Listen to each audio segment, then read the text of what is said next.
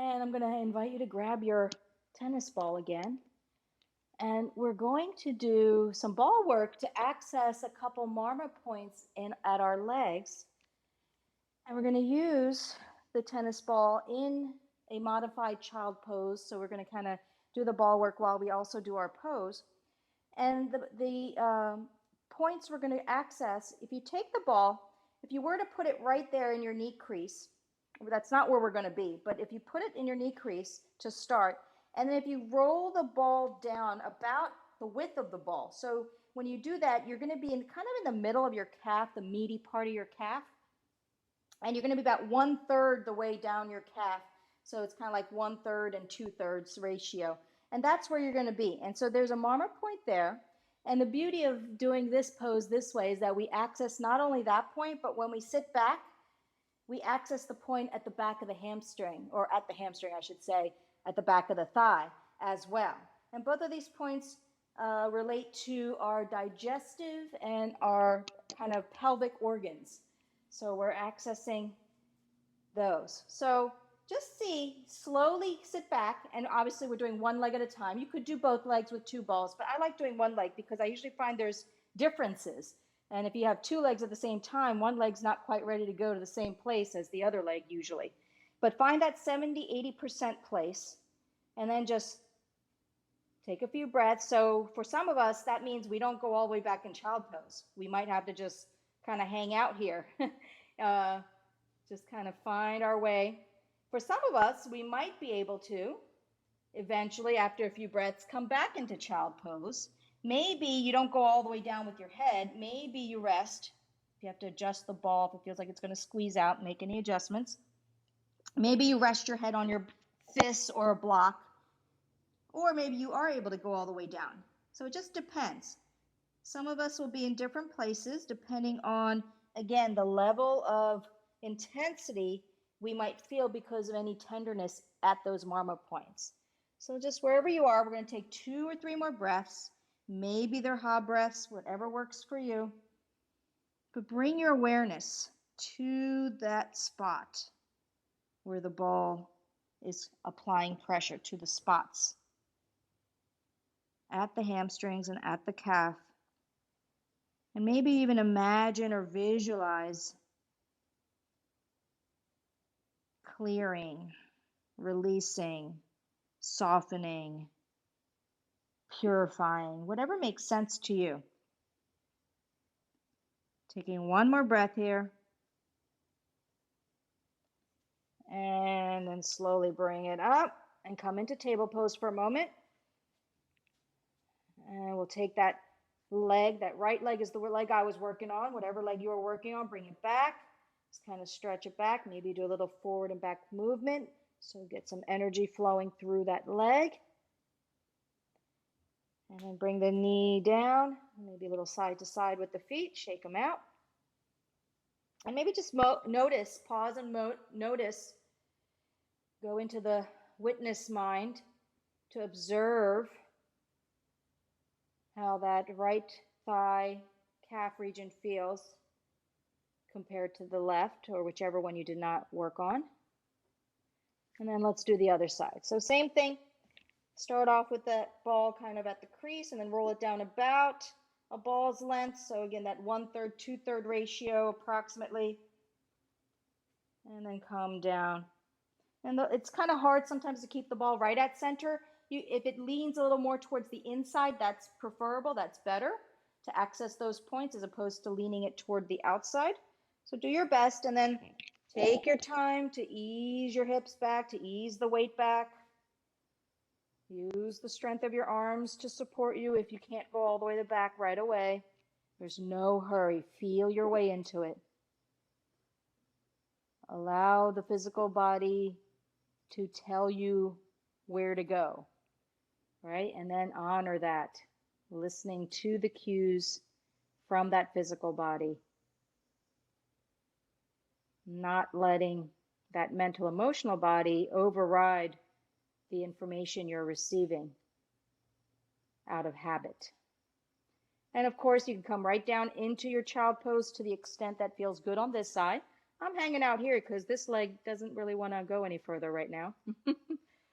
So we'll take a few more breaths wherever you are.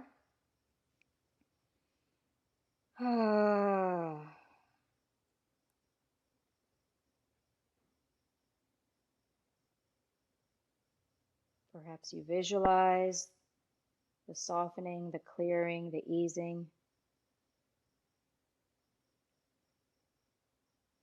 One more breath here.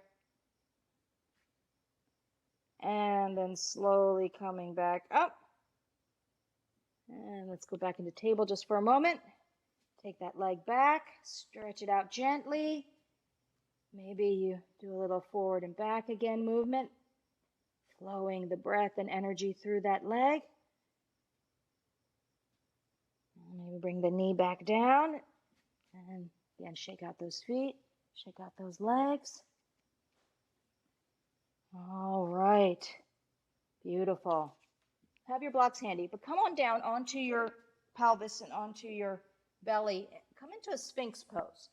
So forearms are under the shoulders, forearms are parallel, shoulders away from ears. Let the pelvis sink, shake out those legs. And just take a moment here in Sphinx pose. Just notice. Come into the witness mind, or use the witness mind to notice whatever you're feeling here, sensations, physical sensations, or anything else that arises as you take a couple breaths here in your Sphinx pose. What are you noticing about yourself here? What feels tight? What feels tense? What feels open? What feels good? Okay, all right, so then let's slowly push ourselves back up. Grab your blocks, and we're going to do some work to now access or release tension right at the hip area, the front of the pelvis. And we're going to work with the hip joint, but just below the hip joint. So you are going to use your ball again. But first, before we put the ball in place, we want to create a little stage with our blocks. So you take your two blocks, you put them together. If you don't have blocks, roll up some blankets or towels to kind of create a stage like this with your towels. And then grab your block again. And we're going to start first by accessing a point that is right below the hip joint. So again, if you were to take the ball in right at the center of your hip joint, we're not going to be at the joint. We never press into the joint. You come down right below the joint, and you'll be able to feel the difference because the joint itself, there's very little tissue that you can really feel. You can feel more of the bone. But if you come down a little, oh, now I feel the tissue. You can feel the tissue right below that joint. It might even feel a little tender or a little congested. So you're going to come down, and then you're just going to roll it slightly to the inside. Okay, so right down center, and then slightly to the inside. That's where you're going to be with your block, with yourself on the block. So we're going to bring the pelvis just like we did in that Sphinx pose. So I'm working with my right hip. My left hip is going to be relaxed on the block. And the ball, I'm going to place it like I just instructed in the tissue area right below the hip joint, a little bit more to the inside though. And again, ease yourself. Again, the nice thing about using one block at a time is now I can have most of my weight on the left, and I can just slowly ease into the right side and find that 70 to 80% place before I settle into that. So once you find your spot, settle in, let the weight of your hips sink into the ball, into the blocks as you come into your Sphinx pose again. And so here we have a choice, because we're going to hold this for a little bit. You might want to actually bring your fists under your head to support your head so that the neck doesn't get tired. Or if you're comfortable, you might actually be able to come down into more of a crocodile pose with your head on your forearms, hands to either elbow. And this is going to give you a little more intensity at your hip as well. So if that's too much intensity, then bring yourself back up. Notice if you're resisting. Am I clenching my glutes? Am I clenching my thighs? Am I clenching my shoulders? Where am I engaging or gripping where I don't need to? So observe those tendencies. Take those breaths. Maybe they're big ha breaths. Maybe they're silent. Take those breaths into the area that we're working. And we're going to do one movement here before we come out of it. So take a nice big breath in and then hold your breath. And as you hold your breath for a couple moments, lift the knee up. Press into the top of the foot and lift your knee up so that you feel the leg working and you can feel the being pressed into the ball. And then on an exhale, ease it down nice and slow. 2, 3, 4, 5. Let it go.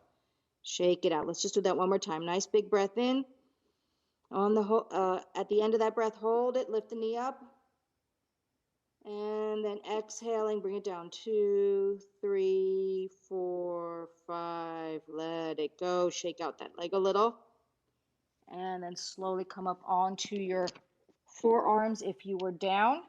Slowly come off that ball and just bring the pelvis onto the block. So without the ball, just pause here for a moment. Just kind of check in. If you feel like you need to bend the knees and do a little windshield wiper side to side, you could do that just to create a little energy flow, a little movement there, flushing out the area with some movement. And then come back down, and we're going to do the other side, of course. So I'm shifting over to my right hip so I can place the ball under my left. Find that joint, then go a little bit under on the tissue, a little bit medial or inner toward the inside. And then ease yourself. Find that just perfect place. Breathe with it. Don't be in a hurry, of course. If it takes a little time to get there, that's okay. Send breath. Work with your intention of releasing or easing, whatever makes sense for this hip. What does this hip need? If and when you're able to come all the way down, go ahead and do that.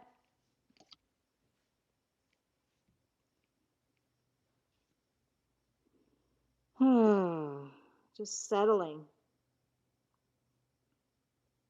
Allowing the shape and the props to do the work here as we simply breathe and observe. So with that next breath, take that big breath in, hold the breath, and then engage by lifting the knee, pressing into the top of the foot a little bit. On an exhale, nice and slow, ease it down. 2, 3, 4, 5. Pause for a moment. And we'll do it again. Nice big breath in. On the end of that breath, hold and lift the knee. Exhale. 2, 3, 4, 5. Bring it down. Let it go. Maybe you shake that leg a little bit here. And then with that next breath, slowly bring yourself up. Shift over to the other hip so you can take the ball out. And just let both sides settle there, coming into that Sphinx pose for a moment. And then go ahead and press the hands into the floor to lift up and move the blocks out of the way. And come back down onto the floor, onto the mat, into that Sphinx pose once again. Elbows under shoulders, fingers splayed, shoulders away from ears. Let the pelvis sink. What do you feel? Just observe once again what you feel. Notice any differences, whatever they may be, if there are any. Hopefully there are some differences based on what we did. Taking 2 or 3 more breaths here. And then slowly ease your body down, your head to the floor, hands under the shoulders, press into the ground, lift yourself up, come into a child pose again. Maybe this time you take the knees wide and you do a wide kneed child pose, or maybe you do the same as what you did before.